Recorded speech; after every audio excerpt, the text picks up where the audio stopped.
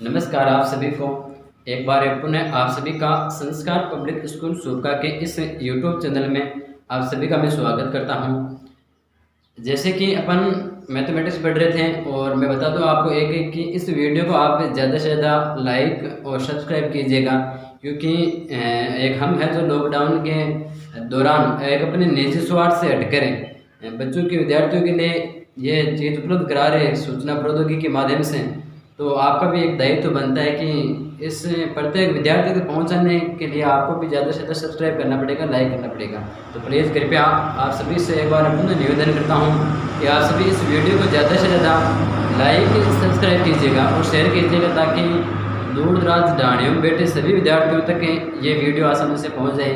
क्योंकि जितने ज़्यादा सब्सक्राइब करोगे उतने ज़्यादा प्रत्येक विद्यार्थी तक ये वीडियो पहुँचेगा, जितना लाइक होंगे शेयर होंगे तो पहुँचेगा।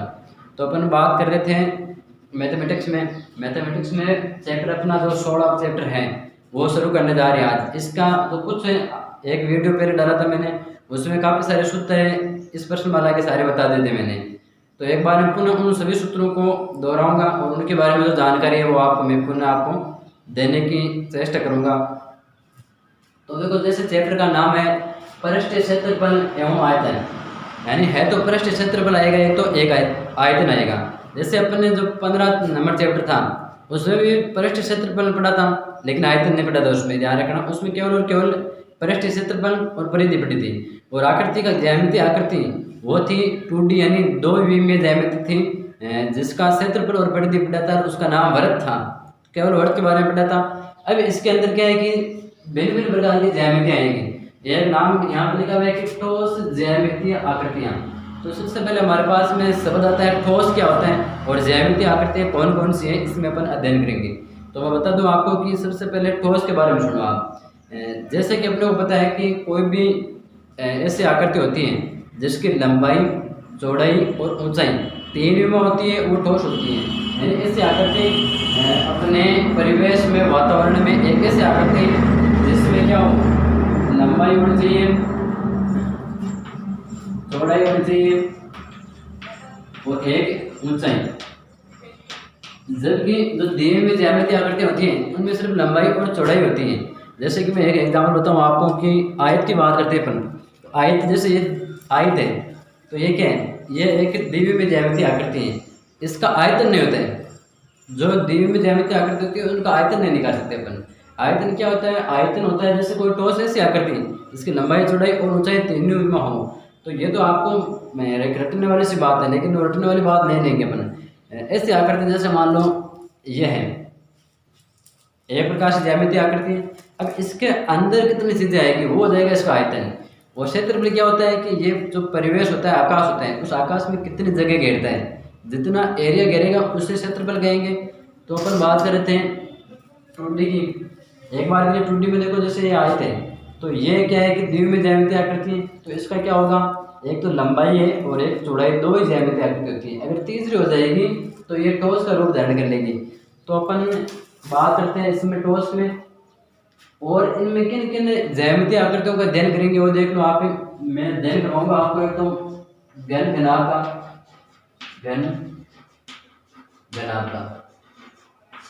एक तो अपन इनके बारे में पढ़ेंगे, और दूसरा पढ़ेंगे अपन बेलन के बारे में। है कुछ नहीं, अपने को आराम से समझना है। बेलन के बाद अपना आता है शंकु।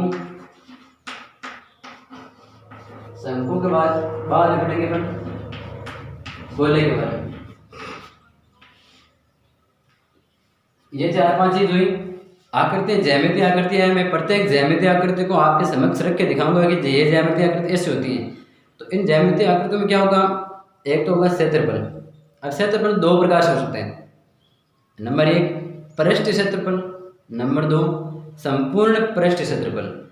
पृष्ठीय क्षेत्रफल क्या होता है, संपूर्ण क्या होता है, इसके बारे में मैं जानकारी दूंगा आपको। तो 2 सूत्र तो ये बन जाएंगे किसी भी ज्यामितीय आकृति के लिए, पृष्ठीय क्षेत्रफल और एक संपूर्ण पृष्ठीय क्षेत्रफल। 2 सूत्र तो प्रत्येक ज्यामितीय आकृति होंगे, यानी घन, घनाभ के, बेलन के, शंकु के, गोले के। इन सब के 2 सूत्र तो पृष्ठीय क्षेत्रफल और एक संपूर्ण पृष्ठीय क्षेत्रफल इसके आएंगे। फिर इनमें एक सूत्र आएगा आयतन का। सब इन जितने भी ठोस ज्यामितीय आकृतियां हैं इन सब का आयतन होगा और आयतन का सबका सूत्र होगा। और सारे सूत्र हमें समझने भी पड़ेंगे, याद भी रखने पड़ेंगे, क्योंकि इनके बिना प्रश्न सोल्व नहीं हो सकता है, अपन रटने से सोल्व होंगे नहीं। तो इनका क्या है कि अपने को तुरंत नाम लेते ही दिमाग में आ जाना चाहिए, इसके क्षेत्रफल ये है, इसका आयतन ये है, तो वो होती है पढ़ाई करना। अब इसके बाद में अपन देखते हैं कि इनमें एक चीज़ और आ जाती है कि इनके भी अलग अलग प्रकार, जैसे गोला है तो गोले में अर्धगोला और एक पूरा गोला है, तो इनके बारे में देखेंगे अपन, अर्धगोले और पूरे गोले के बारे में देखेंगे। हालांकि इनके मैं सूत्र पीछे के जो वीडियो है उसमें बता चुका हूँ, फिर भी जैसे जैसे अपन पॉइंट करते जाएंगे तो ये सूत्र आएंगे, तो मैं एक बार इन सूत्र को वापस आपको रिवाइज करा दूंगा। फिर उसके बाद में छोटे छोटे समस्याएं आएंगी, तो वो अपन जैसे जैसे सूत्र आएंगे, प्रश्न आएंगे, उनमें सोल्व करते जाएंगे। यानी कि एक प्रश्न तो सबका पृष्ठ क्षेत्रफल का, एक संपूर्ण का, एक आयतन का, ये 3 प्रश्न तो हर सूत्र में आएंगे, यानी हर पॉइंट में ये 3 फिक्स हो जाएंगे कि इसकी इतनी ये चीज़ है तो इसका क्षेत्रफल ज्ञात करो, आयतन ज्ञात करो, वो बात है। तो बात करें अपन क्षेत्रफल की। क्षेत्रफल एक होता है पृष्ठ क्षेत्रफल, क्षेत्रफल को 2 भागों में बांट रहा हूं मैं, 2 भागों में बांट रहा हूं। एक तो होगा पृष्ठ क्षेत्रफल, कौन सा क्षेत्रफल? पृष्ठ क्षेत्रफल। एक होता है संपूर्ण पृष्ठ क्षेत्रफल।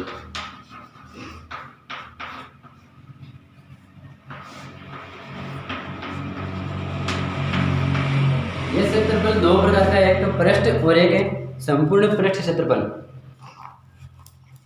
जिस प्रकार अपन देखते कोई भी एक अपन ज्यामितीय आकृति लेते हैं, जैसे ये मान लो एक घन आकार की ज्यामितीय आकृति है, तो इसमें अपन क्या करेंगे, जब भी बात करेंगे संपूर्ण पृष्ठ की, तो क्या होगा, इसके सारे पृष्ठ अपने को काम में लेने पड़ेंगे। मतलब इस साइड का, इस साइड का, 4 तो साइड दिशाओं वाले और 2 ऊपर नीचे वाले, ये तो संपूर्ण पृष्ठ में लेंगे काम अपन। और अगर अपन सिर्फ वक्र पृष्ठ की बात करते हैं, तो वक्र पृष्ठ में सिर्फ इसके चारों ओर का जो पृष्ठ ना, उसी को लेंगे, यानी ऊपर का भाग और नीचे का भाग वक्र पृष्ठ में नहीं लेंगे अपन। यानी जब भी अपन घन घना की बात करें और बाकी जैसे शंकु, बेलन, इनकी भी वक्र पृष्ठ की बात करेंगे, तो इनके भी वही नेम हो जाएंगे। इनके जो आधार का क्षेत्रफल होता है ना, यानी किसी भी ज्यामितीय आकृति का आधार का क्षेत्रफल है, वो वक्र पृष्ठ में अपन काम में नहीं लेते हैं, संपूर्ण पृष्ठ में सारा क्षेत्र काम में लेते हैं। अब प्रश्न आएंगे ना, उन प्रश्न में से आएंगे कि घनाभाकार का बक्सा है या घन आकार का बक्सा है, वो ऊपर से खुला है, तो इसका क्षेत्रफल ज्ञात करो। तब सूत्र बनाने पड़ेंगे, मैं रटने नहीं पड़ेंगे। मैं यही सूत्र बता दूंगा आपको, फिर उसके बाद सूत्र बनाने सीखेंगे अपन कि अगर ढक्कन लगा दे तो कैसे होगा, या पेंट करने का एक दिन आएगा कि पेंट कर रहे हैं क्या, तो पेंट को आपको पता है कि नीचे जो पृष्ठ होता है इस पर पेंट नहीं होता है। कोई कमरे हैं, कमरे के अपन जो पृष्ठ होता है उस पर अपन पेंट नहीं करते हैं, या वो कहते थे सिर्फ 4 दीवारों की पेंट करो। तो इस प्रकार के प्रश्न आएंगे, तो वो भी देखेंगे अपन प्रश्न कैसे आएंगे, घबराना नहीं, सारे प्रश्न कर पाएंगे अपन। तो अपन देखते हैं, सबसे पहले बात अपन घन और घनाभ की करेंगे। सबसे पहले किसकी बात करेंगे, घन और घनाभ की बात करेंगे। तो देखते हैं,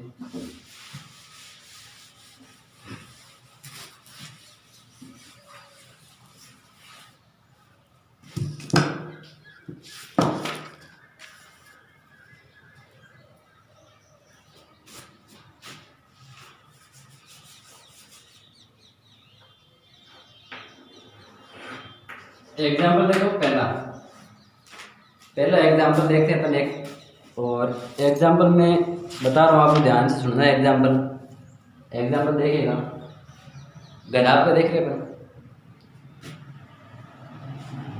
एग्जाम्पल है कि एक बंद लकड़ी के बक्से की लंबाई, चौड़ाई और ऊंचाई, यानी एक जैसे बंद लकड़ी का बक्सा है, भाई बक्सा ऐसा होता है घनाभाकार का, तो अब आपको सर बंद लकड़ी का बक्सा तो घन भी हो सकता है, बिल्कुल हो सकता है, लेकिन ये होगा कि जब घन और घनाभ की कंडीशन हुई, नाम तो नहीं देगा अगला, लेकिन जब लंबाई, चौड़ाई, ऊंचाई तीनों अलग अलग दे रखी, तो अपने को पता है घनाभ है, और तीनों एक समान दे रखी तो क्या है, घन है। तो इस बारे में अपने को ध्यान रखना है। अगला कह रहा है कि एक बंद लकड़ी के बक्से की लंबाई है, चौड़ाई है, ऊंचाई क्रमशः दे रखी है 90, 50, 30। तो मैं लिख रहा हूँ यहाँ पे, बंद लकड़ी का बक्सा है, उसकी लंबाई कितनी है, 90 सेंटीमीटर, और उसकी चौड़ाई है 50 सेंटीमीटर। चौड़ाई को अपन 20 लिखते हैं, चौड़ाई 50 सेंटीमीटर, और उसकी ऊंचाई है वो है 30 सेंटीमीटर। क्योंकि पूरा प्रश्न बोर्ड पे लिखेंगे, टाइम भी लगेगा और बोर्ड आधा इतनी दूर तो आ जाएगा, इसलिए मैं पूरा प्रश्न बोर्ड पे नहीं लिख रहा हूँ। हालांकि मैं बता दूंगा आपको यहाँ कि किस प्रकार ये प्रश्न है। पूरा प्रश्न मैं एक बार बता दूंगा आपको। अब इसमें देखो करना क्या है। इसमें आप ये तो है दिया हुआ, यानी जो बक्सा था इस बक्से की लंबाई कितनी है 90 सेंटीमीटर और चौड़ाई ये होती है, चौड़ाई है 50 सेंटीमीटर और ऊंचाई 30 सेंटीमीटर। अब इसका वो कह रहे हैं इसका बक्से का बाहरी पृष्ठीय क्षेत्रफल ज्ञात कीजिए। देखो प्रश्न सुनना, इस बक्से का बाहरी पृष्ठीय क्षेत्रफल ज्ञात करना है। हमें क्या ज्ञात करना है? बाहरी पृष्ठीय क्षेत्रफल ज्ञात करना है। तो चलो बाहरी पृष्ठीय क्षेत्रफल अपन देखते हैं कि वक्र प्रश्न नाम नहीं लिया हुआ है, सिर्फ इतना ही का है कि बाहरी पृष्ठीय क्षेत्रफल ज्ञात कीजिए। तो अपन देखेंगे यानी घनाभ का संपूर्ण पृष्ठ का क्षेत्रफल का सूत्र लगाएंगे। सीधा यहाँ घनाभ का संपूर्ण पृष्ठीय क्षेत्रफल का सूत्र लगाएंगे। और क्षेत्रफल का सूत्र क्या होता है? 2 कोष्टक लंबाई गुणा चौड़ाई प्लस चौड़ाई गुणा ऊंचाई प्लस ऊंचाई गुणा लंबाई, ये सूत्र है। 3 मान है एल बी एच, लंबाई चौड़ाई और ऊंचाई, ये तीनों मान अपन जैसे सूत्र में लिखेंगे तो अपना मान आ जाएगा। तो अपन लिखते हैं, चलो सबसे पहले 2 के 2 लंबाई का मान, लंबाई की जगह लंबाई लिखो 90 और चौड़ाई की जगह चौड़ाई लिख दो 50 प्लस चौड़ाई गुणा ऊंचाई प्लस ऊंचाई गुणा लंबाई। ये तो था मान रखने का तरीका, यानी अपने को मान रखना है वो सावधानी से रखना है, मान गलत नहीं रखना है। अगर मान ही गलत रख दिया तो आंसर तो गलत आनी है, इसलिए मान गलत सूत्र में मान गलत नहीं लिखने हैं। अब अपन क्या करेंगे, अब हमें नॉर्मल गुणा करना है। सीधे सीधे सबसे पहले इन दोनों का गुणा करते हैं, तो 1 0 1 0 तो ये लग जाएंगे 2 0। देखो वैसे गुणा नहीं करना है जैसे छोटे बच्चे कर रहे हैं, 10th क्लास है, 10 से ऊपर की कक्षा है, उनमें भी ये काम में आने वाली चीज़ है। तो अपन वैसे गुणा नहीं करेंगे, अब समझदार हो गए आप। यानी 1 और 2 0 जाएंगे लगा दी, और 9 का गुणा किससे कर दो 5 से, तो कितना आ जाएगा 9 5 45, 9 5 45, फिर प्लस फिर 2 0 आसान से हो जाएंगे। 5 3 15 प्लस 9 3 27 और 2 0। अब गुणा कर दिया, अब जोड़ का चिन्ह है तो जोड़ेंगे, जोड़ो सर में 2 2 0 है तो मैं 2 2 0 लगा रहा हूँ, 1 और 2। फिर उसके बाद में 7 5 12 12 और 5 17 17 का 7, असल की 1 2 1 3 3 1 4 और 3 7। फिर क्या होगा, इनको वापस गुणा करना है, असल की 1 और 1 15। इस प्रकार ये आंसर आएंगे वर्ग सेमी में। कोई जरूर नहीं आंसर अगर वर्ग सेमी में आ रहा तो आने दो, वर्ग मीटर में लिखना जरूर नहीं है। वर्ग सेमी में आ रहा तो ठीक है, और अगर वर्ग मीटर में चयन करते हैं तो कर सकते हैं अपन 1000 का भाग लगा के, उस हिसाब से कर सकते हैं। इस प्रकार यह प्रश्न अपना पूरा होता है। वो देखना, आप पहला एग्जाम्पल कंप्लीट हो चुका है, दूसरा देखना। इसमें दे रखा है कि एक ही खुले डिब्बे की विमा, यानी अभी के बाद जो डिब्बा है वो खुला है ऊपर से, और उस खुले डिब्बे की विमा दे रखी है। विमा का मतलब ये होगा कि जो मैंने भी कहा था द्विविमीय निर्देशांक त्रिविमीय, तो ठोस आकृति त्रिविमा में होती है, इसलिए 3 विमा दे रखी होगी। तो तीनों विमा दे रखी है, 25 लंबाई है और 20 है चौड़ाई और 65 है, और जो 65 दे रखी है वो mm में दे रखी है। अब की बार देखना, खुला डिब्बा है, डिब्बा कैसा है, खुले डिब्बे की विमा बहुत प्रश्न है। लंबाई एल का मान, चौड़ाई और ऊंचाई, ये 3 चीज़ है। विमा है, तीनों विमा दे रखी है, लंबाई का मान है 25 सेमी। ध्यान से देखना, इकाई भी देखना जरूरी है। चौड़ाई का मान है 20 सेमी सेंटीमीटर में। सेमी का मतलब है सेंटीमीटर और mm का मतलब हो जाएगा मिलीमीटर। तो यहाँ है 65 मिलीमीटर में, 65 mm में। यानी आपका है कि इस डिब्बे को बनाने में कितना गत्ता लगेगा, यानी कितना गत्ता लगेगा, इसका मतलब ये है कि कितना क्षेत्रफल आएगा इस डिब्बे को बनाने में। यानी इस प्रकार के न्यूमा का एक डिब्बा बनाए अपन और उसके ऊपर ढक्कन नहीं हो।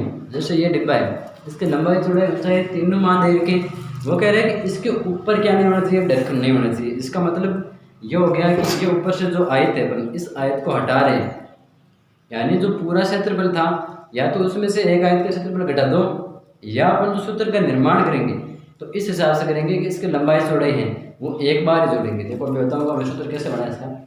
अपन देखेंगे कि लंबाई चौड़ाई और ऊंचाई तीनों मान दे रखे और जो 65 mm में दे रखी है। आपको बताएं 1 सेंटीमीटर में 10 mm होते हैं, 1 mm में 10 का भाग लग जाएगा, इसमें 10 का भाग लग जाएगा तो ये सेंटीमीटर में आएगा 6.5 सेंटीमीटर में।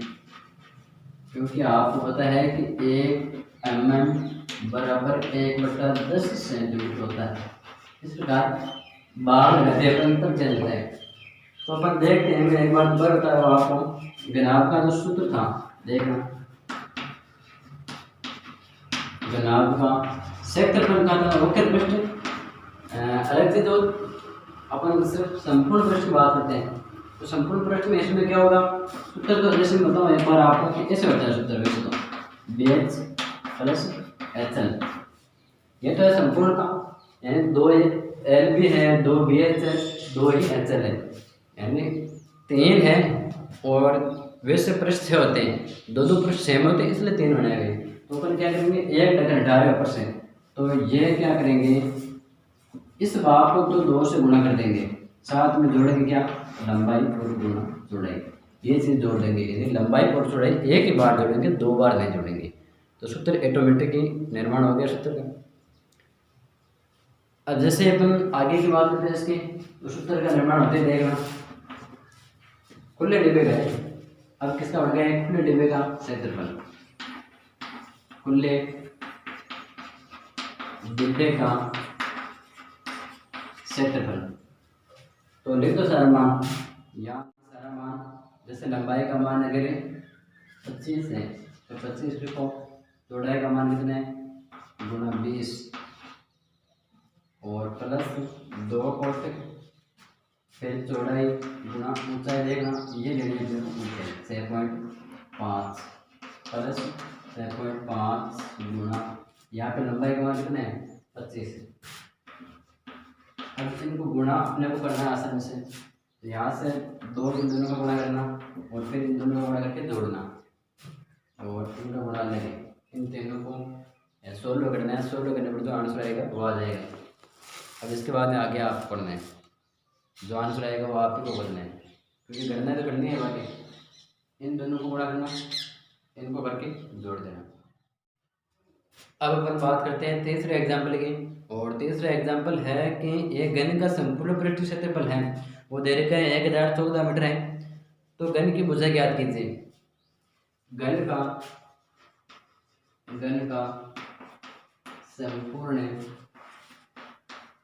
पृष्ठीय क्षेत्रफल दे रखा है 1014 वर्ग मीटर में दे रखे हैं, 1014 वर्ग मीटर में दे रखा है। ये क्या चीज़ है, एक घन है उसका संपूर्ण पृष्ठीय क्षेत्रफल है। तो ये क्या है उसमें कि घन की भुजा ज्ञात कीजिए। भुजा ने पूछी है, इसमें क्षेत्रफल देके क्या पूछे भुजा। तो अपने को पता है कि इसका सूत्र क्या होता है, घन का संपूर्ण पृष्ठीय क्षेत्रफल घन 6 वर्गों से मिलकर बनता है। एक वर्ग का क्षेत्रफल भुजा स्क्वायर होता है, तो 6 वर्गों का क्षेत्रफल हो जाएगा 6 गुणा भुजा स्क्वायर। रटना नहीं है, सूत्र को रटना नहीं है, क्योंकि एक घन 6 वर्गों से मिलकर बनता है। एक वर्ग का क्षेत्रफल क्या होगा भुजा स्क्वायर, तो 6 वर्गों का क्षेत्रफल क्या हो जाएगा 6 गुणा भुजा स्क्वायर बराबर में है 1014।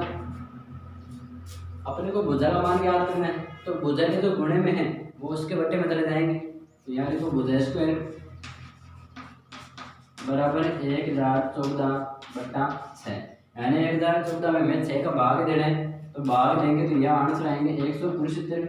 और इस साइड में है भुजा स्क्वायर, यहाँ भुजा स्क्वायर है, हमें सिर्फ भुजा का मान चाहिए, स्क्वायर का मान नहीं चाहिए। तो अपने को पता है जब पक्षांतरण करते हैं एक भाग में स्क्वायर है तो इसको हटाएंगे, तो हटाने से क्या करेंगे, अपन वर्गमूल ले रहे हैं, तो वर्गमूल लेंगे, तो वर्गमूल लेने पर क्या हो जाएगा, स्क्वायर का तो आ जाएगा वर्गमूल भुजा, और 169 का क्या लेंगे अपन, वर्गमूल, तो यहाँ आ जाएगा 13। इस प्रकार भुजा का मान कितना आया, 13, और 13 मीटर में है, ये सेंटीमीटर में, ये देखेंगे यहाँ से ये मीटर में है, ये ध्यान रखना।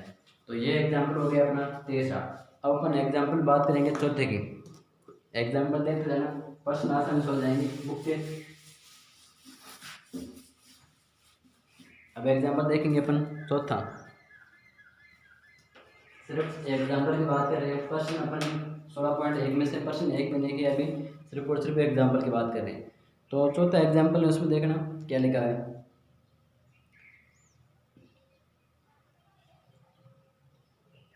कि यदि घनाभ की लंबाई 12 मीटर, चौड़ाई 9 मीटर और ऊंचाई है 8 मीटर, तो घनाभ के विकर्ण की लंबाई याद कीजिए।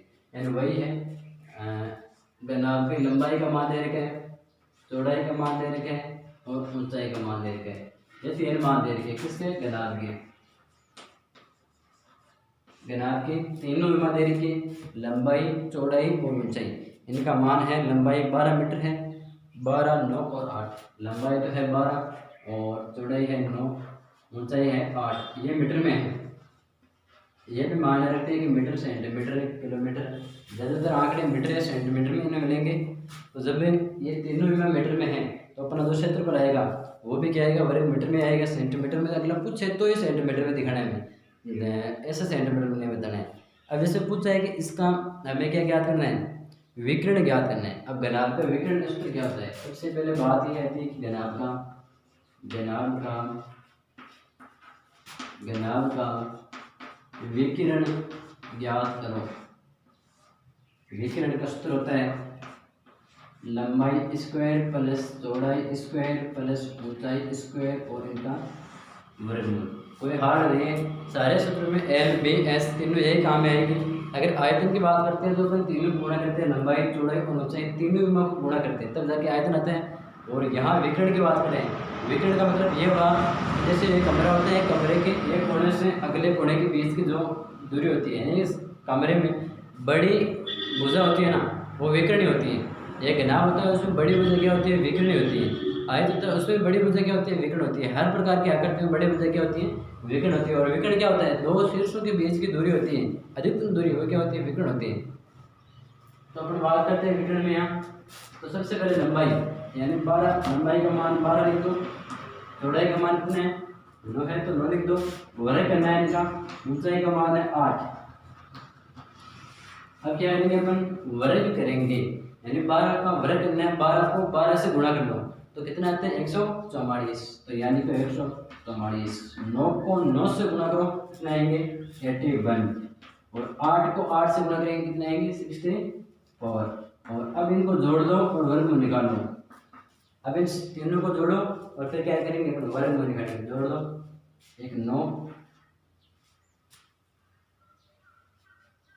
और 8, 12, 6, 18 का 8, असल की 1, 289।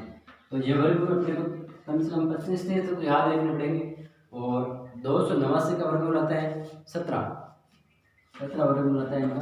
तो 17 क्या आ गया, विकर्ण पूछा था 17 मीटर है, यानी 17 मीटर की जो भुजा है वो क्या है, इसकी विकिरण है।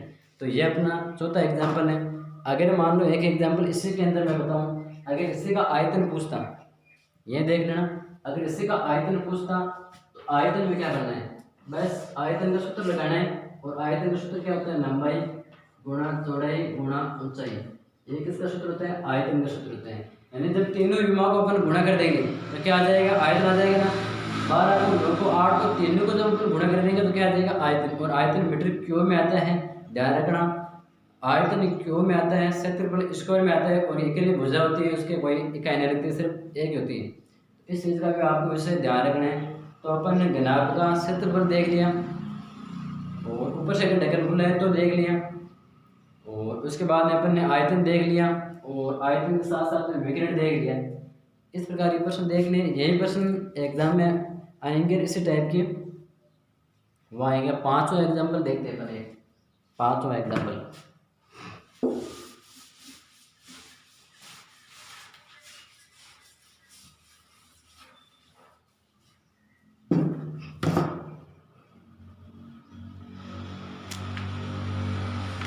तो आसान से समझाएंगे। 5वां एग्जाम्पल है, सुनना ध्यान से। एग्जाम्पल है कि एक घनाभ की जो माप है, एक घनाभ की बात कर रहे हैं। घनाभ की लंबाई, चौड़ाई और ऊंचाई तीनों दे रखी। घनाभ की लंबाई, चौड़ाई, ऊंचाई तीनों दे दी। फिर कह रहे हैं कि इस घनाभ को पिघाल कर, यानी उस घनाभ को पिघाल कर अपन 3 सेमी वाले कितने घन बना सकते हैं। अब घनाभ से घन बनाने हैं। जिस प्रकार ये घनाभ बना, इस घनाभ को अपन पिघालेंगे, पिघालने पर ये इसके क्या करेंगे अपन घन बनाएंगे। घन बनाएंगे तो कितने घन बना सकते हैं। 3 सेंटीमीटर भुजा के कितने घन बना सकते हैं। तो अपन क्या करेंगे, सबसे पहले इसका आयतन निकालेंगे। जब इस प्रकार का प्रश्न आएंगे, संख्या भी पूछना चाहिए, कितने गोले आएंगे, कितने शंकु आएंगे, कितने बेलन आएंगे, कितने घनाभ आएंगे, कितने घन आएंगे। जब भी कोई प्रश्न संख्या में आता है तो अपने को बड़े ज्यामितीय आकृति के क्षेत्रफल में छोटी ज्यामितीय आकृति के क्षेत्रफल, आयतन का क्षेत्रफल का भाग देते हैं, सॉरी आयतन का भाग देते हैं। तो अपन क्या करेंगे, इसका आयतन निकालेंगे और इसके आयतन में किसका भाग देंगे, इसके आयतन में घन का आयतन का भाग देंगे। तो अपन देखते हैं कि इसका आयतन क्या होता है, लंबाई गुणा चौड़ाई गुणा ऊंचाई, वो आयतन आएगा और उस आयतन में अपन घन के आयतन का भाग दे देंगे। तो अपन सबसे पहले घनाभ की जो तीनों विमा डायरेक्ट वो लिखते हैं। घनाभ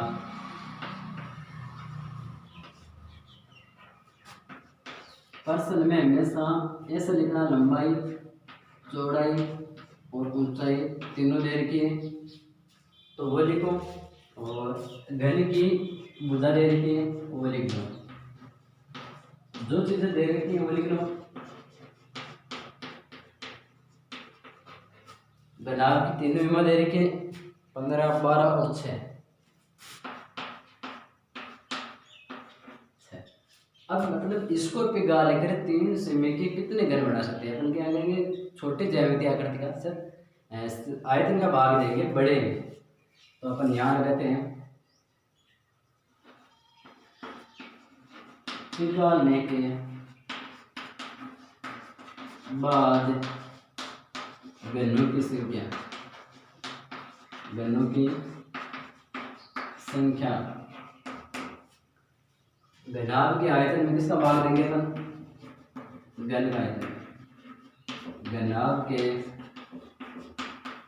आयतन में घन के आयतन का क्या देना है, भाग देना है। घन के आयतन का भाग देना है। तो घनाभ का आयतन क्या हो जाएगा, लंबाई गुणा चौड़ाई गुणा ऊंचाई। और घन का आयतन क्या होगा, भुजा क्यूब। सूत्र क्या होता है, भुजा क्यूब होता है, 0 भुजा क्यूब। अब मान रखना है 1 2 3, इन तीनों का मान ये रहा 15 गुणा 12 गुणा 6। और भुजा क्यूब इसका मान कितना है, वो रहा 3, यानी 3 को 3 बार लिखना है। कितने बार लिखना है, 3 बार। अब एक कर जाएगा, देखो 1 3 बार 6 बार, 1 2 6, 4 3 12, 5 3 15। अब गुणा कर दें, 5 गुणा 4 गुणा 2, 5 और 20 और 2 40। तो ये क्या आ गया, 40 सेंटीमीटर में देर क्या आएगा, सेंटीमीटर क्यूब आएगा। सॉरी, इसमें सिर्फ संख्या पूछी, तो संख्या में क्या होता है, इकाई से नहीं आती है, सिर्फ 40 के 40 रहेंगे। जब संख्या पूछे ना तो 40 के 40 रखने हैं।